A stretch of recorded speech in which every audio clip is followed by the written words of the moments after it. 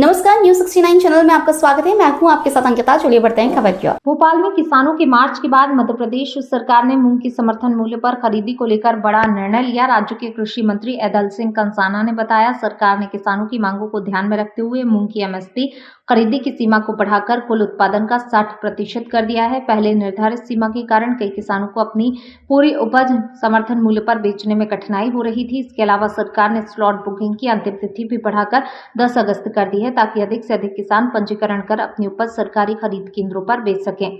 कृषि मंत्री ने कहा कि मुख्यमंत्री डॉक्टर मोहन यादव के नेतृत्व वाली राज्य सरकार किसानों के हितों की रक्षा के लिए लगातार काम कर रही है। सरकार का उद्देश्य ये सुनिश्चित करना है प्रदेश के मूंग उत्पादकों को उनकी उपज का उचित मूल्य मिले और खरीद प्रक्रिया पूरी तरह पारदर्शी और सुचारू रहे।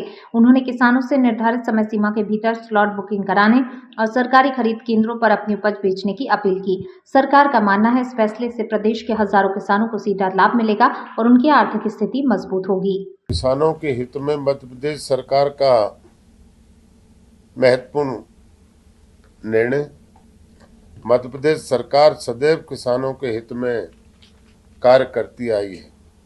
हमारे अन्नदाता प्रदेश की अर्थव्यवस्था और समृद्धि का आधार है और उनके परिश्रम के उत्पादित उपज का उचित मूल्य सुनिश्चित करने के लिए राज्य सरकार पूरी प्रतिबद्धता के साथ कार्य कर रही है। जैसा कि हम सभी जानते हैं कि भारत सरकार द्वारा इस वर्ष ग्रीष्मकालीन मूंग के उपार्जन के लिए मध्य प्रदेश को 445 लाख मीट्रिक टन का लक्ष्य निर्धारित किया गया था।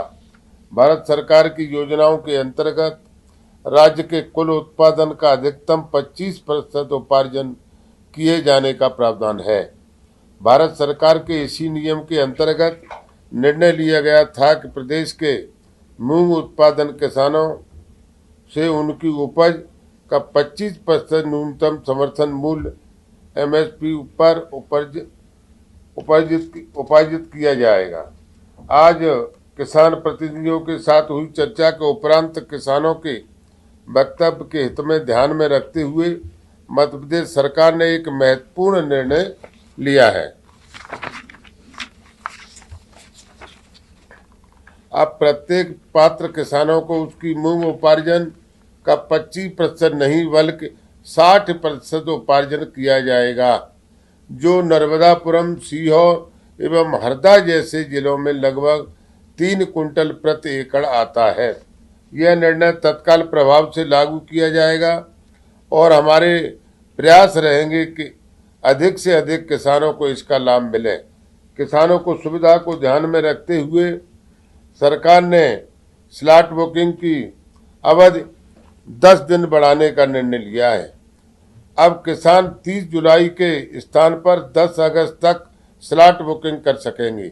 इसी प्रकार उपार्जन की अंतिम तिथि भी 10 अगस्त से बढ़ाकर 20 अगस्त की जा रही है। फिलहाल इस खबर में इतना ही। आप बने रहिए न्यूज 69 चैनल के साथ। नमस्कार।